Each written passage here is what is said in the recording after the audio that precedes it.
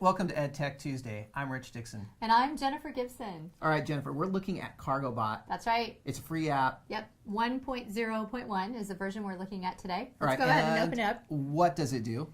Well, Rich, this is back to that whole idea around coding. STEM apps that really are applied towards 21st century learning skills, helping students understand digital literacy and how things are put together. And with our new initiatives with the Common Core and the Digital Learning Standards of 2010, we're looking at students having a foundation of coding. And this app, what is so neat, was built entirely on an iPad and using coding for an iPad. So I think there's some neat things about this. We've looked at other coding apps. I would say this one is a little bit of a notch up towards more intermediate students.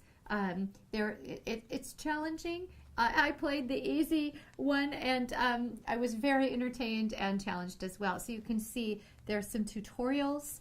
There's the easy level, medium, hard, crazy, and impossible.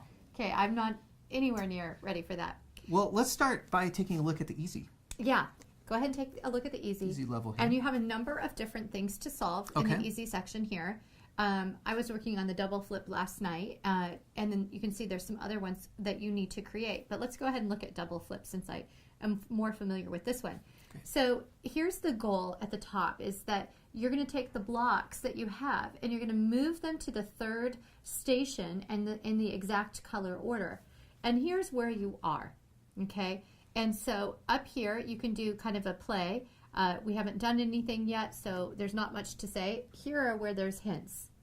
Now, before we actually go any further, I think one thing that's striking me is that there's not a lot of reading that's required here. No, and there is some music. I can go ahead and turn that down. But they do have some nice elevator background music, which is kind of fun. And so you go through and you keep trying these things out and going through these different testing until you get to the solution at the end. Now, Jennifer, I have to pause here, and I'm just going to throw out a question that I'm assuming that many viewers are probably thinking about right now, which is, okay, how applicable is this in the classroom, and or how important is this? Now, you talked about reasons why before earlier, but one of the things that I want to emphasize is that we know that many jobs that are in the marketplace right now, as we're thinking about preparing our students for college and career readiness, even if they're very young, all are revolving around development of websites and code and electronic information. Well, even engineering, the basic principles of engineering are being, put into this app.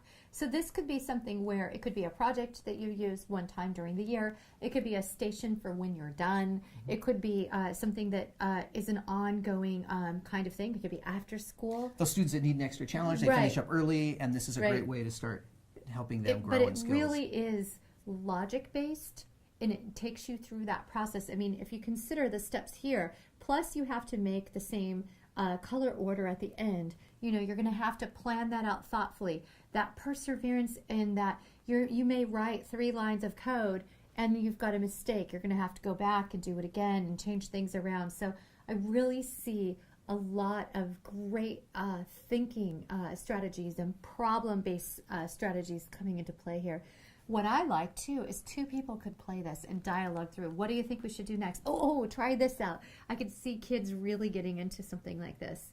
And, as we go back to the menu, in this particular one, you're not creating your own problems to solve. You are going through and solving. There are other apps that allow you to create your own problems. So this one is more of a learn versus create. So the one thing, again, that I pointed out earlier is that this app was one of the first apps ever to be created and coded completely on an iPad. So that's kind of a neat thing there.